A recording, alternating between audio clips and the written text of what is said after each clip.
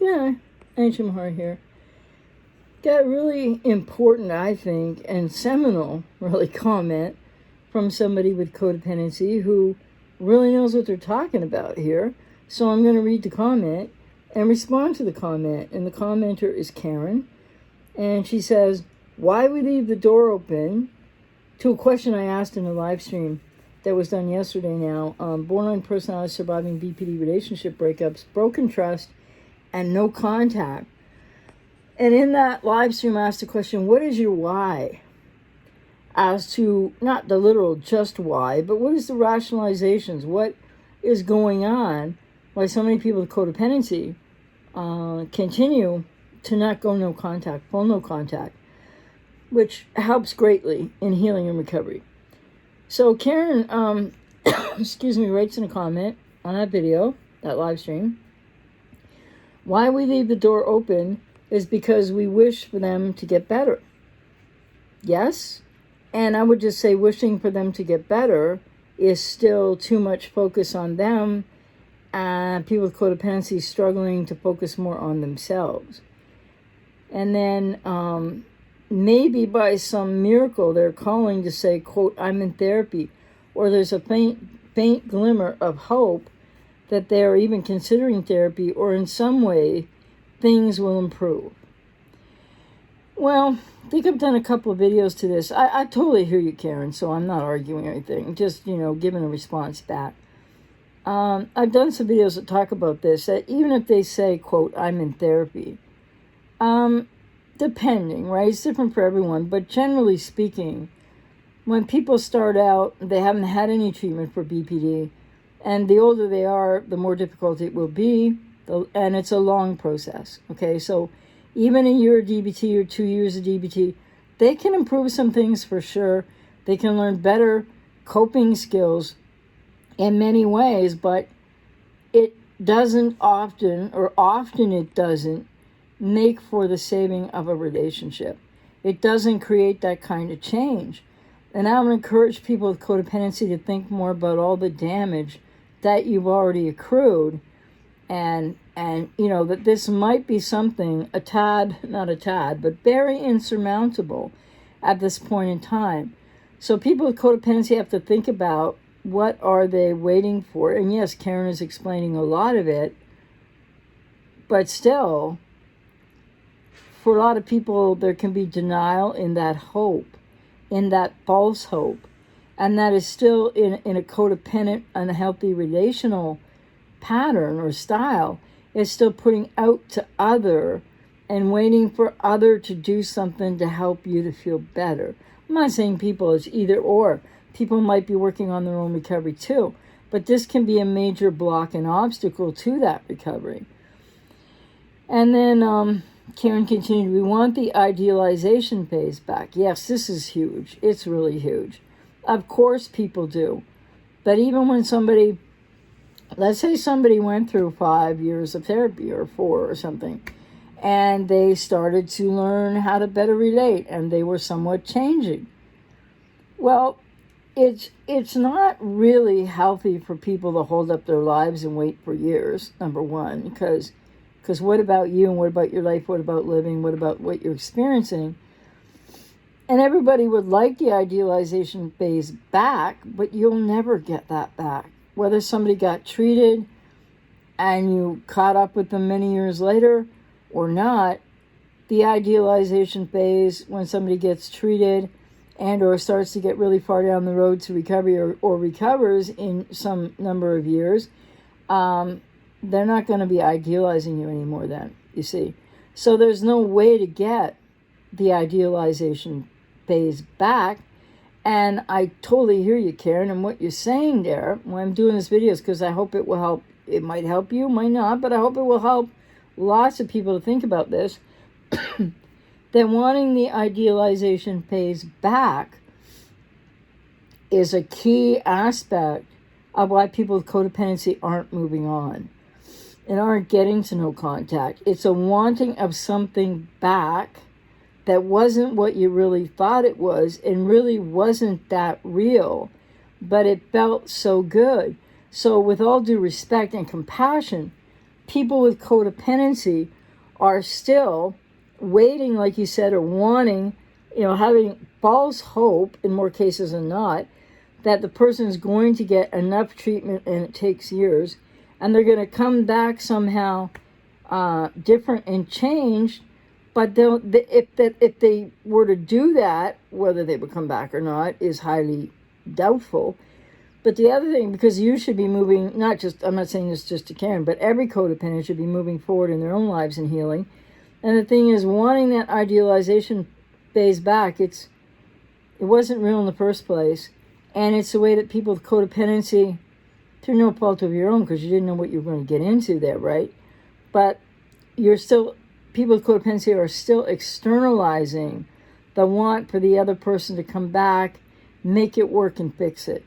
Or you want to fix it and like it was meant to be, or it will work out. It's really just not the way it goes in such a high percentage. And I don't think there's much. In 30 years worth of working with people, I haven't seen people come back together after, maybe some really substantial therapy, the person with BPD. And even in my own case, when I recovered from BPD, I didn't want to be with the same person I was with. And that's not a statement against anybody else. But when people, if they really engage treatment, they're going to grow. It's going to take some years. They're going to change.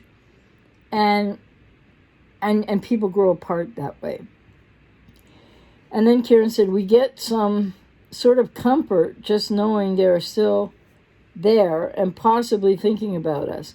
We feel stable knowing someone possibly still loves us.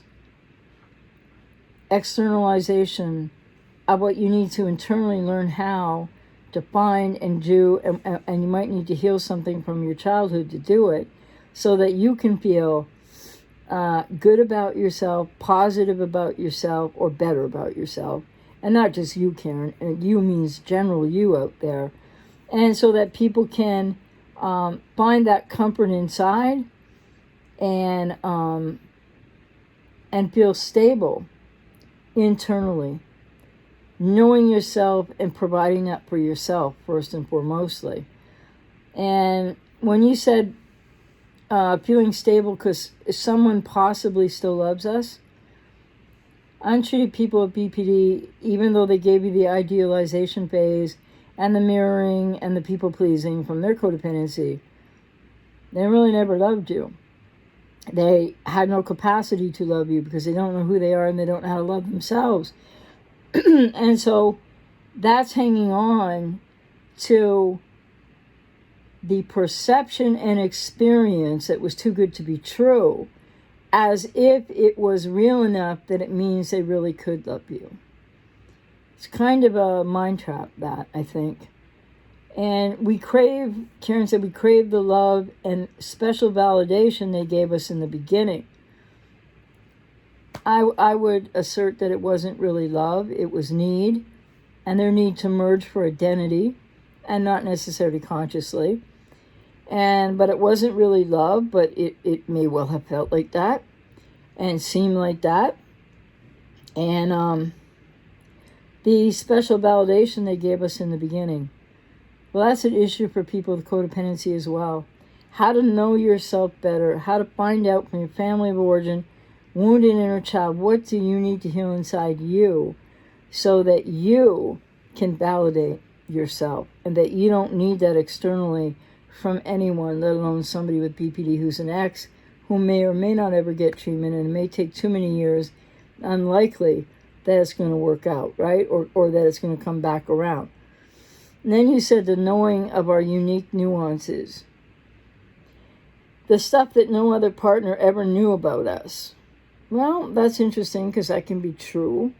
But again, as nuanced as people with BPD's knowing, in quotes, people, codependents, others, can be, it's really how they're looking for identity through you, and they're looking for that mirror reflection back, and they're much more focused on themselves, and they're much more focused on relating to others as object of their parent representation. So I don't think most people with codependency are ever as seen or validated as they might believe they were. And I'm sure it, like in the beginning it feels great, right? But and then it hurts like really badly. And the knowing of unique nuances is more about their defenses and their need for control. And again, it's not really love-based. It's not based in healthy love at all, or consistent or congruent, age-appropriate love. And then you said how they are so tuned to our strengths and weaknesses and unique characteristics. They can be so tuned to that in one way, but again, they're not really seeing others for who they are more often than not.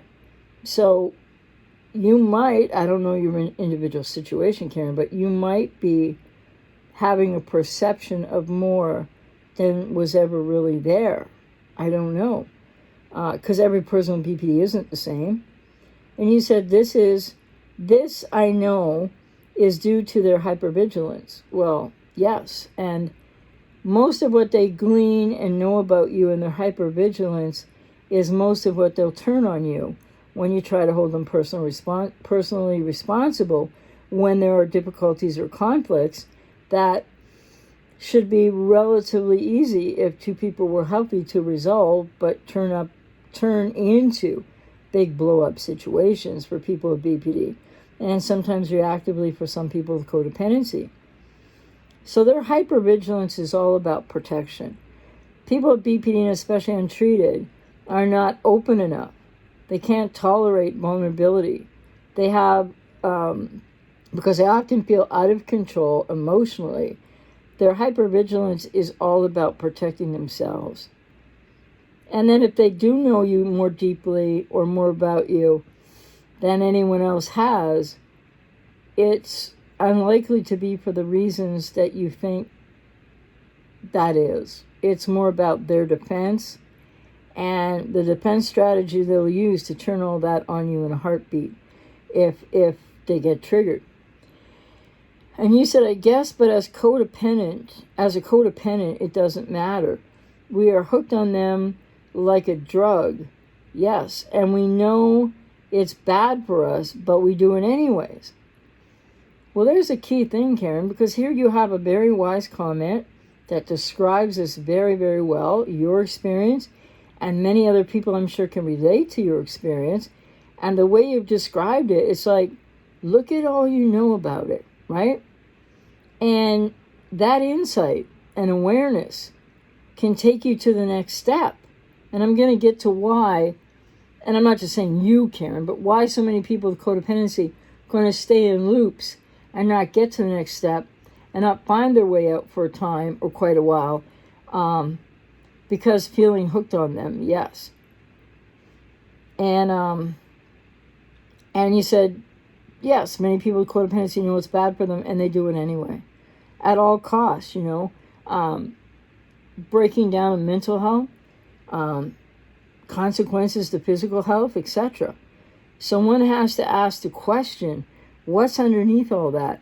Why are people abandoning themselves continually, even with what is largely the false hope after that something will change later?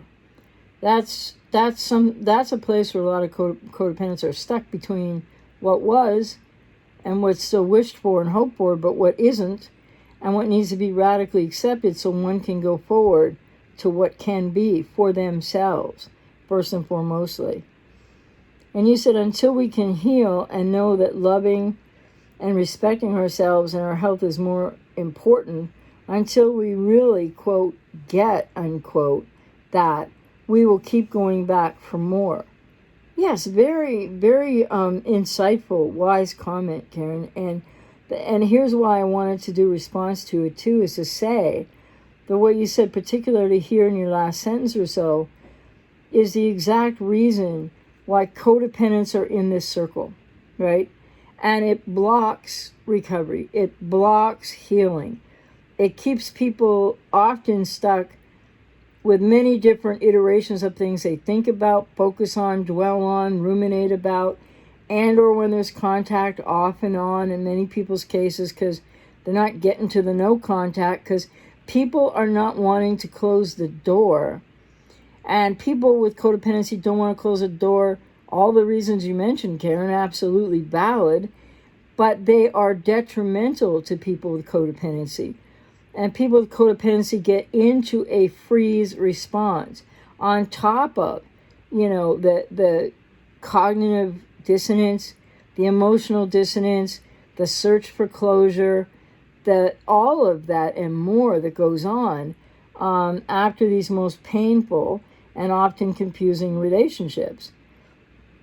So the fact that you said until we can heal and know that loving and respecting ourselves and our health is more important, until we really, quote, get, unquote, that we will keep going back for more.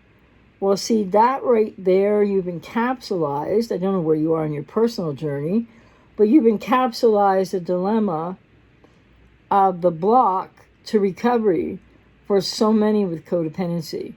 Because until we heal and know that loving ourselves and our health is more important. But the very things you said earlier, hoping that the phone might ring and, hey, I'm in therapy, hoping, that you can get back to re-idealization. These things block people with codependency, more often than not, from continuing to be able to go forward in a healing and recovery process. And so you said until we, quote, get, unquote, it or that, we'll keep going back for more. And the more that codependents in their mind or in any other way or in contact keep going back for more, that's a cycle that's going to keep people, more people with codependency than not, stuck in the pain, stuck in the past, stuck with the false hope, stuck, and not going forward to heal and recover. So I hear you when you say until people do heal and have more respect and more self-esteem and more self-worth for themselves, which needs to happen in a recovery journey, that until you get it, you keep going back for more. Well, you see what I'm trying to say here? That is a cycle, and that is based on wishes and desires and not the critical thinking that will lead to the radical acceptance necessary to be able to let go. Because these relationships, when they end, yeah, there can be some on and off. People try to be friends with exes, but they're over. That's the one thing. Because of the woundedness of the inner child, where the seeds of codependency are sown in people's lives, it's a multi-layered healing and recovery journey, as I've said before, And so people really need to realize the circular, agony and increased suffering that people with codependency can create for themselves, even above and beyond how much hurt has been accrued in that relationship, in that unhealthy bond. That unhealthy bond is still intact when you're saying, unless and until we heal, we keep going back for more. And I would just suggest to people with codependency that keep going back for more, keep hoping for the re-idealization phase, staying in half contact, some kind of contact, off and on contact that's called no contact by a lot of people, is going to block your way forward. Because what's needed for people with codependency to accept is this relationship has ended. This person isn't who you thought they were, in spite of anything wonderful that also was part of them, right? Because I'm not saying people with BPD don't have positive qualities, but they are vastly outweighed in relationships by all that they don't know how to do in healthy, appropriate, adult, age-appropriate relating. So they don't really know how to love that way either. And they seek identity through others. And people with codependency are externalizing out woundedness from childhood to a different degree, but rather similarly to what people with BPD are doing, looking for an identity through the codependent. Then people with codependency, it's a circle. So I think your comment is very insightful and very right on, but I don't know what it means, nor do I need to know, right? It's your business, but I don't know what it means for you in your life. And I know what it means for a lot of people with codependency, because I work with so many people as clients and have for 30 years. This is the cyclical way that people block their way forward. It takes radical acceptance that it's over. It takes a process, working toward one's own closure, letting it go. That is the only thing in small pieces in a process that helps people to move forward.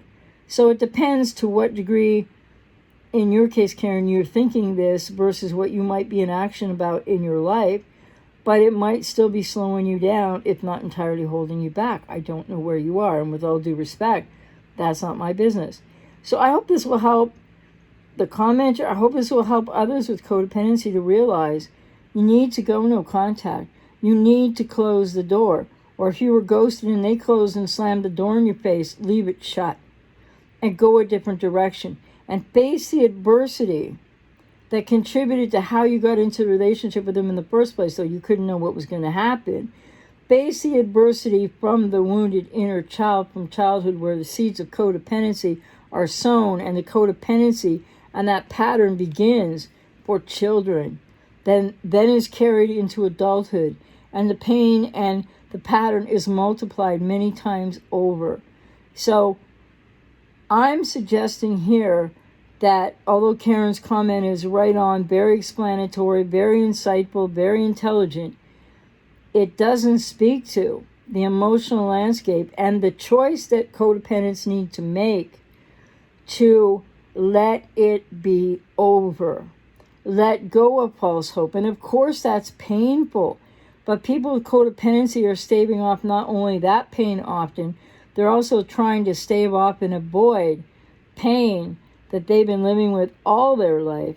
That is the inner child, wounded inner child, knocking on the side of your insides, basically. Because all the pain that people with codependency are in after these relationships with people with BPD is not all about the person with BPD. It's not all about that relationship. It's not all about that unhealthy bond. Because people with codependency need to realize they have their, I don't know if I'd say half, but like their third or their half. Like, I'm not saying it's equal all the time.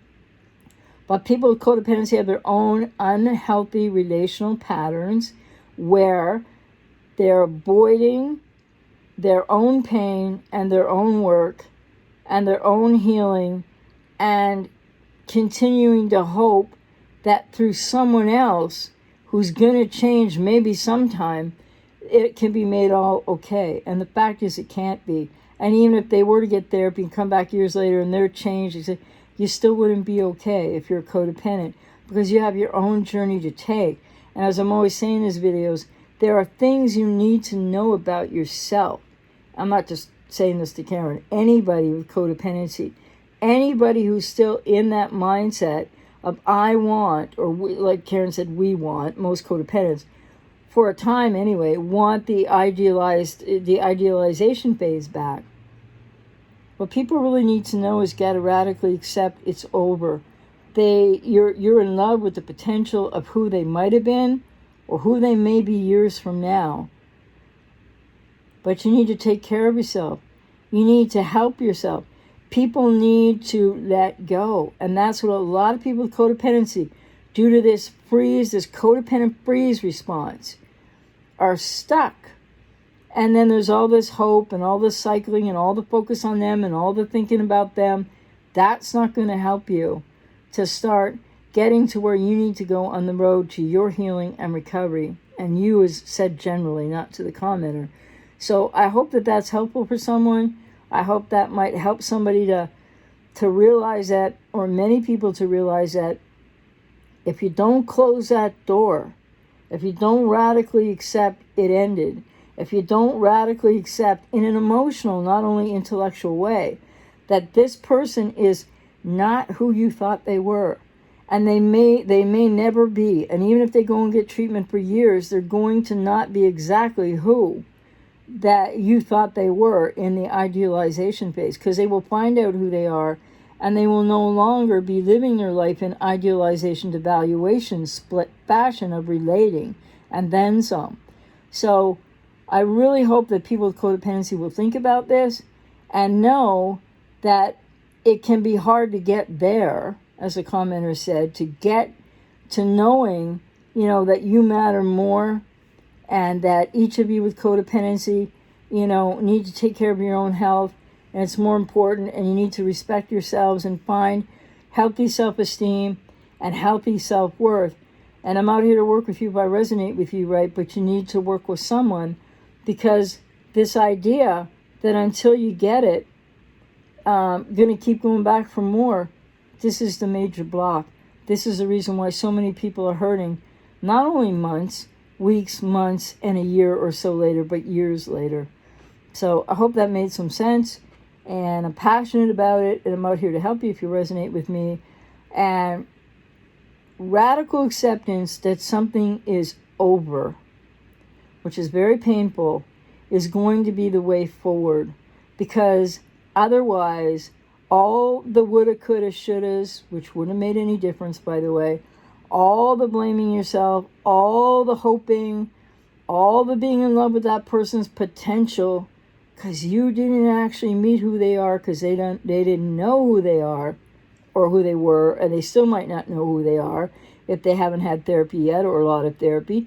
So people need to, it's really just about letting go. And that hurts like heck. But the only thing that's more painful is probably staying in a place of, but I want that idealization phase back. And I'm not saying that Karen is in that place because she described it so well. But many people with codependency are. And many people with codependency think, and I'm not saying this about the commenter, that, this person was their soulmate and this has to work out. And that's just not true. It's a way for people to stay stuck. So think about that, process that, and know that no matter how much you know up here, as Karen so eloquently with wisdom and a lot of clarity commented about this, you need to get into a healing and recovery journey with somebody like me, if I resonate with you, somebody else, whatever your choice would be, because there are critical choices and decisions that need to be made, or you're going to block your own way forward. And that means people are unintentionally, unconsciously creating more suffering on top of everything else for themselves. So, and if you haven't already, by the way, wherever that circle is here, please subscribe, hit the notification bell, and join me on a live stream one night. Take care.